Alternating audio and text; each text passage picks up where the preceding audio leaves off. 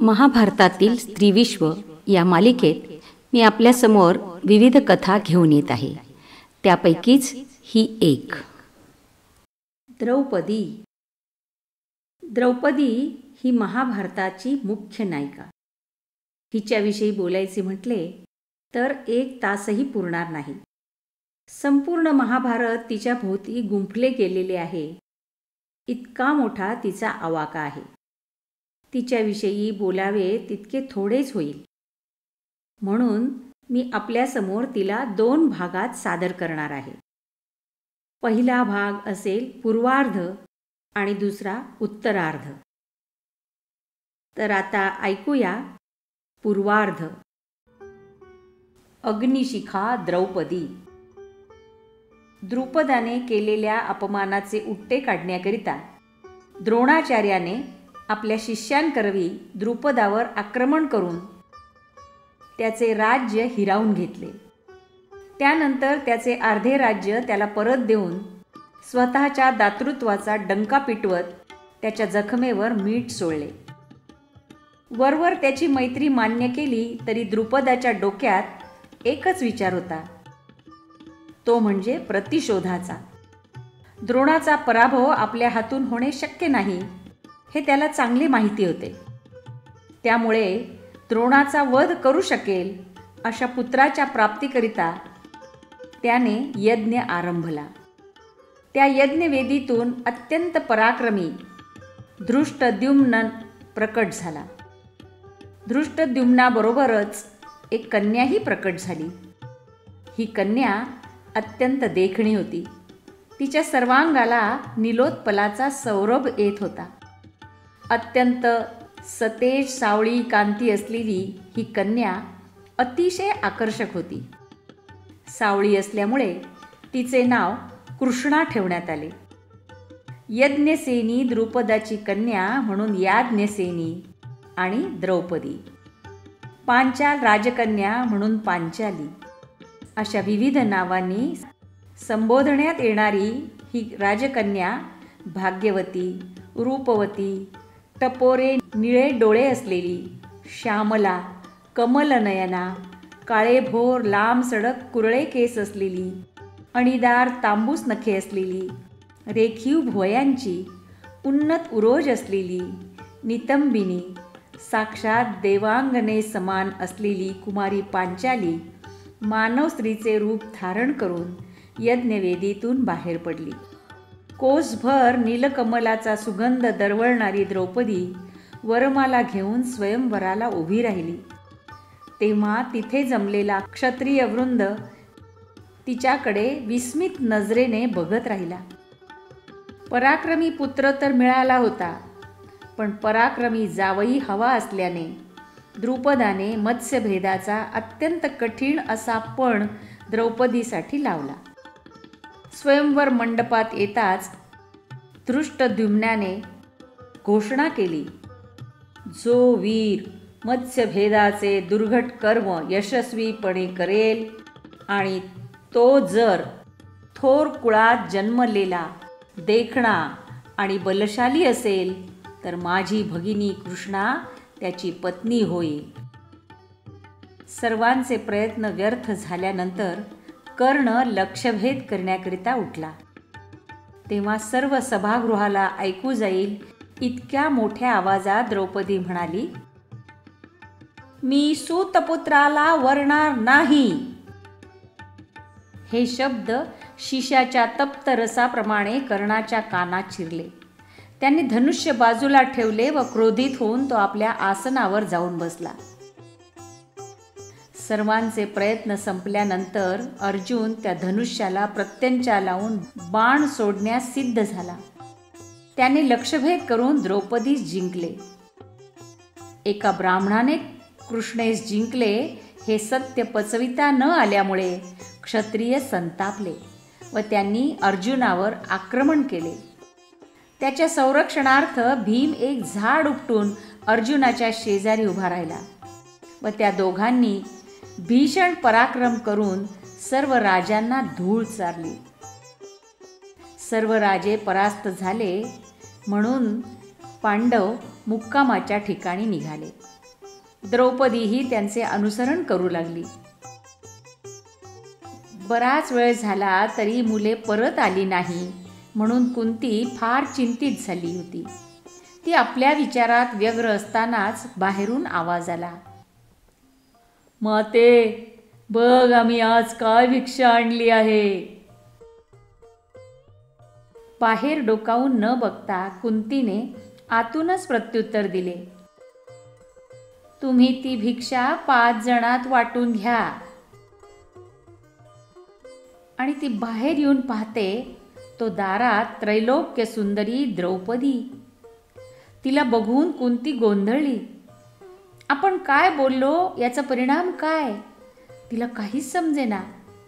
कुठलाही निर्णय घेण्याची पूर्ण क्षमता असूनही तिला निर्णय घेता येईना. आपले बोलणे हसण्यावारी घालविण्याऐवजी तिने निर्णय युधिष्ठिरावर सोपवला. युधिष्ठिराने द्रौपदीशी सर्व भावांनी विवाह करावा असा निर्णय घेतला. युधिष्ठिराने एका दगडात 2 पक्षी मारले. मातेच्या आज्ञेचे पालन आणि सर्वांनाच ती हवीहवीशी वाटत असल्यामुळे पुढे होऊ शकणारा बेबनाव टळला. तशात त्याला व्यासांनी सांगितलेली द्रौपदीच्या पूर्वजीवनाची हकीकत आणि शंकराकडून 5 पती मिळतील असा तिला मिळालेला वर आठवला. तेव्हा आपण काहीही अयोग्य करीत नाही याची त्याला खात्री पटली. दुसरे दिवशी द्रुपदाने आपल्या पुरोहिताला चौकशी करता व त्यांना विवाहविधीचे आमंत्रण देण्याकरिता पांडवांकडे पाठवले. द्रुपदाकडे गेल्यानंतर युधिष्ठिराने कृष्णा म्हणजे द्रौपदी सर्व भावांची पत्नी व्हावी असा प्रस्ताव मांडला. द्रुपदाला तो प्रस्ताव धर्मविरोधी वाटला. त्याच्या मते एका पुरुषाने अनेक भार्या करणे धर्मसंमत आहे, परंतु एक स्त्री अनेक पती करू शकत नाही. तेव्हा व्यास महर्षी तेथे आले व त्यांनी द्रुपदाची समजूत काढली. त्यानंतर समाधान पावलेल्या द्रुपदाने 5 पांडवांशी द्रौपदीचा यथाविधी विवाह लावून दिला. द्रौपदीशी विवाह झाल्यामुळे पांडवांना प्रतिष्ठा लाभली. त्यांना रानोमाळ भटकण्याचे कारण राहिले नाही, कारण त्यांच्या पाठीशी द्रुपदासारखा ख्यातनाम राजा व कृष्णासारखा रणधुरंदर जवळचा आप्त उभे होते. विवाहानंतर द्रौपदी कुंतीचे आशीर्वाद घेण्यास आली. आपल्या लावण्यवती, सुलक्षणी, शीलवती व आचारवती सुनेला कुंतीने अनेक आशीर्वाद दिले. पांडवांचा उत्कर्ष दुर्योधन धृतराष्ट्राला सहन होणे शक्य नव्हते. कर्ण व दुर्योधनाने पांडव जास्त बलाढ्य होण्यापूर्वी त्यांच्यावर हल्ला करून त्यांचा नाश करण्याचा प्रस्ताव मांडला. परंतु द्रोण, भीष्म आणि विदुराने हा बेत हाणून पाडला आणि धृतराष्ट्रावर त्यांना त्यांच्या पैतृक संपत्तीतील हिस्सा देण्याकरिता दबाव आणला. शेवटी तेही माझेच पुत्र आहे असे म्हणत द्रौपदी आणि कुंतीसह पांडवांना बोलावून घेतले. त्यांचा सत्कार करून त्यांना हिस्सा म्हणून खांडवप्रस्थाचे राज्य दिले. भीमार्जुनाच्या पराक्रमाच्या जोरावर युधिष्ठिराने नवीन राजधानी इंद्रप्रस्थ वसवली. नारदाने घालून दिलेल्या नियमानुसार पांडव वर्तन करू लागले. एकदा द्रौपदी आणि युधिष्ठिर शस्त्रागारात एकत्र बसले असताना अर्जुनाला शस्त्रांची गरज भासली व त्याने त्यांच्या एकांताचा भंग केला. तेव्हा पूर्वी ठरलेल्या संकेतानुसार अर्जुन प्रायश्चित्त म्हणून तीर्थयात्रा करायला निघून गेला. या कालावधीत त्यांनी 3 विवाह केले व राजधानीत परत येताना तो यादव कन्या सुभद्रेला बरोबर घेऊन आला. आल्यानंतर तो द्रौपदीला भेटायला गेला असता द्रौपदी फणकाऱ्यानं म्हणाली, कौंतेया, तू आता येथे कशाला आलास? त्या सात्वत कन्येकडे जा. भारा कितीही बळकट बांधला आणि त्याला दुसरी गाठ बांधली की पहिली गाठ आपोआपच सैल पडत असते. अर्जुनाने काहीही प्रतिवाद केला नाही, परंतु त्याने सुभद्रेला गोपीवेश धारण करून द्रौपदीला भेटण्यास पाठवले. तिच्या अभिवादनाचा स्वीकार करताना मनात कुठलेही किलमिश न ठेवता द्रौपदीने तिला तुझ्या पतीचा सदैव विजय हो असा आशीर्वाद दिला. यादवांचे भरपूर पाठबळ सुभद्रेच्या पाठीशी आहे व तिला दुखावणे हे कृष्णाला दुखावण्यासारखे आहे हे न कळण्यासारखी द्रौपदी दूधखुळी नव्हती. त्यावेळच्या रूढीप्रमाणे तिच्या इतर पतींनीही दुसरे विवाह केले, परंतु या सवतींना द्रौपदीने कधीही दुखावल्याचे कुठेही नमूद नाही. इतक्या तिच्या दृष्टीने त्या किरकोळ होत्या. त्यानंतर सुभद्रेला अभिमन्यू नावाच्या पुत्राची प्राप्ती झाली. द्रौपदीलाही तिच्या 5 पतींकडून 5 पुत्रांचा लाभ झाला. युधिष्ठिरापासून प्रतिविंध्य, भीमापासून सुतसोम, अर्जुनापासून श्रुतकर्मा, नकुलापासून शतानिक आणि सहदेवापासून ऋतसेन. पांडवांची पुढची पिढी जन्मास आली. हे सर्व पुत्र कालांतराने कृष्णाजवळ शस्त्राध्ययन करून मोठे योद्धे म्हणून नावारूपास आले. खांडव वनाला जाळताना त्यातून वाचलेल्या मयासुराने पांडवांकरिता एक सुंदर सभेची निर्मिती केली. तिचे नामकरण मयसभा असे करण्यात आले. ही मयसभा अत्यंत सुंदर असून त्यात मयासुराने अनेक चमत्कृती निर्माण केल्या होत्या. त्यानंतर युधिष्ठिराने राजसूय यज्ञ करण्याचे ठरविले. त्याचे पराक्रमी भाऊ 4 दिशांना जाऊन राजांकडून भरपूर कर घेऊन आले. राजसूय यज्ञ मोठ्या थाटात पार पडला. युधिष्ठिराबरोबर द्रौपदीलाही सम्राज्ञी पदाचा अभिषेक झाला. पांडवांचे निर्विवाद वर्चस्व स्थापन झाले. पांडवांचे वैभव बघून दुर्योधनाचे डोळे फाटले. त्यातून मयसभेत फसगत झाल्यानंतर भीम व त्याच्याबरोबर त्याचे धाकटे भाऊ हसल्याने त्याला अतोनात राग आला, परंतु द्रौपदी तेथे नव्हतीच, त्यामुळे ती हसण्याचा काही संभव नव्हता. इतकेच नव्हे तर पुढच्या लेखकांनी तिच्या तोंडी आंधळ्याचा मुलगा आंधळाच असणार हे वाक्य टाकले आहे. त्याचा मागुमसही महाभारतात लागत नाही. द्रौपदीच्या एकंदर वागणुकीचा विचार करता ती इतकी थिल्लर असेल असे वाटत नाही. पांडवांचे वैभव बघून जळणारा दुर्योधन हस्तिनापूरला तणतणतच परत गेला. पांडवांवर सूड उगवण्याकरता त्याने युधिष्ठिराला मैत्रीपूर्ण द्यूताचे आमंत्रण दिले. त्या काळात क्षत्रिय द्यूताच्या आमंत्रणास नकार देत नसत, त्यामुळे युधिष्ठिराला ते आमंत्रण स्वीकारावे लागले. युधिष्ठिराला द्यूत खेळायला आवडत असले तरी तो विशेष प्रवीण नव्हता. याउलट दुर्योधनाचा प्रतिनिधी म्हणून शकुनी द्यूत खेळण्यास बसला.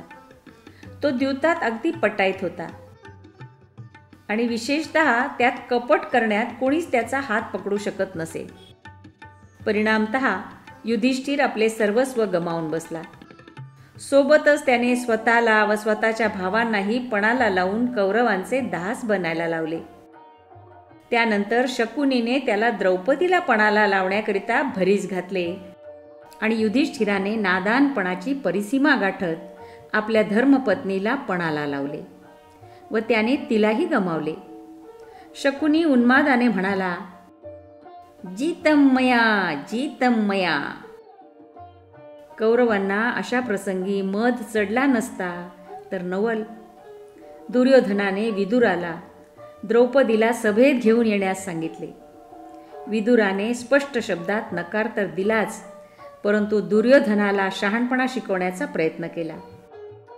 पालथ्या घड्यावर पाणी पडले व विदुर ऐकत नाही, म्हणून दुर्योधनाने प्रतिकामीला द्रौपदीला घेऊन येण्यास सांगितले. द्रौपदीने एक प्रश्न विचारायला प्रतिकामीला परत पाठवले. प्रश्न हा होता की युधिष्ठिराने तिला पणाला लावले ते स्वतःला पणाला लावण्याआधी की नंतर? या प्रश्नाचे उत्तर मिळत नाही हे बघून प्रतिकामी द्रौपदीकडे जाण्यास घाबरू लागला. प्रतिकामी घाबरतो आहे हे बघून दुर्योधनाने दुःशासनाला सांगितले, हा प्रतिकामी भेकड आहे. तू स्वतः जाऊन याज्ञसेनीच्या हाताला धरून घेऊन ये. दुःशासन द्रौपदीला घ्यायला गेला असताना पराकाष्ठेची खिन्न झालेली द्रौपदी उठली. आपले पांढरे फटक पडलेले तोंड हाताने पुसून धृतराष्ट्राच्या स्त्रियांकडे तिने धाव घेतली.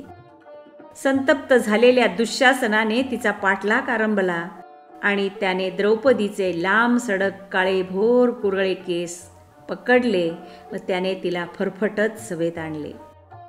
द्रौपदी म्हणत होती, मूर्खा, मी रजस्वला आहे, एक वस्त्र आहे, मला सभेत घेऊन जाऊ नकोस. पण स्वतःच्या पराक्रमावर खुश होत दुःशासनाने तिला राजसभेत आणले. तिला त्या अवस्थेत बघून सर्व सभ्य सभासदांच्या माना लाजेने खाली झाल्या.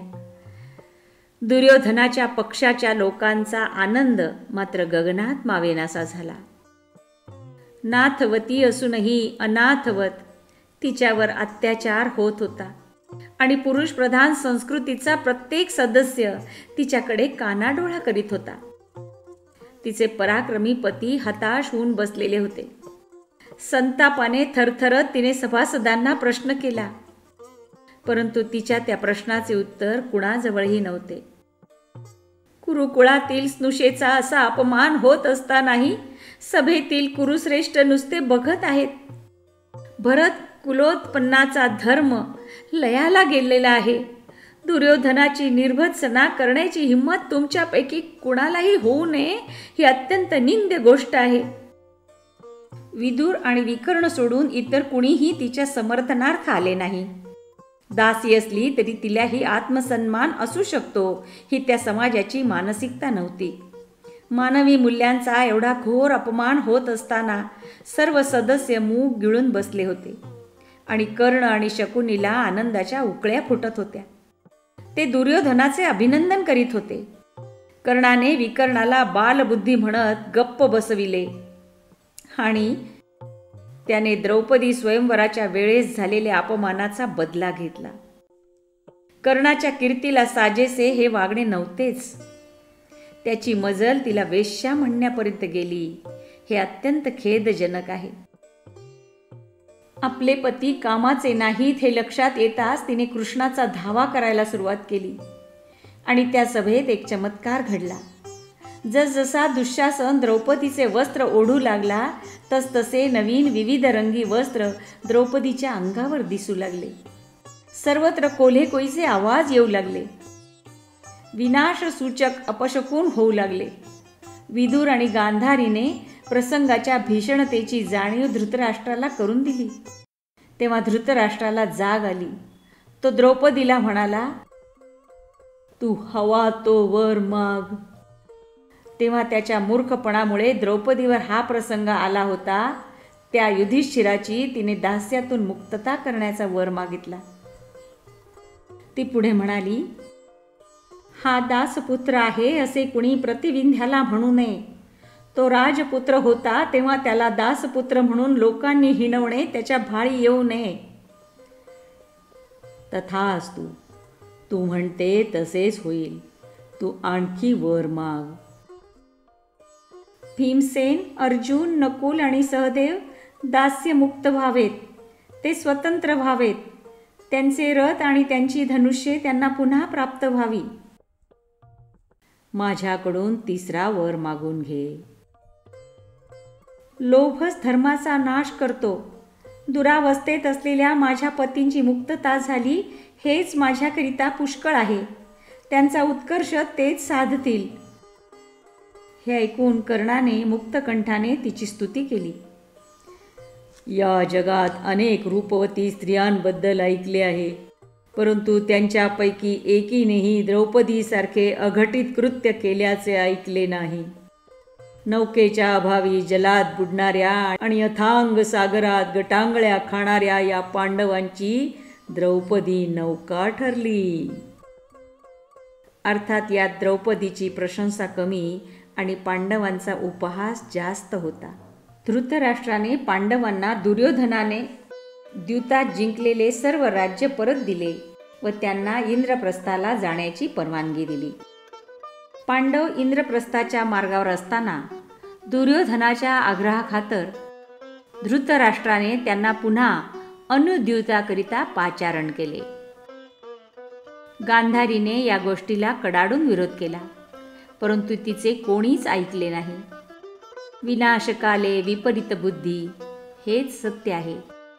ठेच लागूनही युधिष्ठिर शहाणा झालाच नाही.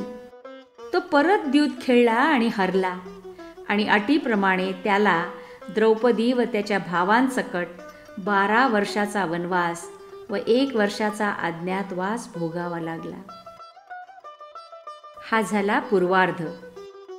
यानंतर पुढच्या भागात आपण उत्तरार्ध पाहणार आहोत. महाभारतातील स्त्री विश्व.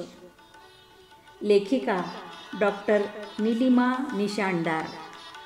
सतारवादन उमा निशाणदार आणि वाचक स्वर होता ॲडव्होकेट प्रेरणा देशपांडे. मित्रांनो, असेच नवनवीन व्हिडिओ ऐकण्यासाठी बघण्यासाठी आपण माझ्या नवप्रेरणा एंटरटेनमेंट या यूट्यूब चॅनलला सबस्क्राईब करा, लाईक करा आणि शेअर करा. तुमची ही छोटीशी कृती मला खूप आनंद देते आणि नवनवीन व्हिडिओ बनवण्याची प्रेरणा देते. धन्यवाद.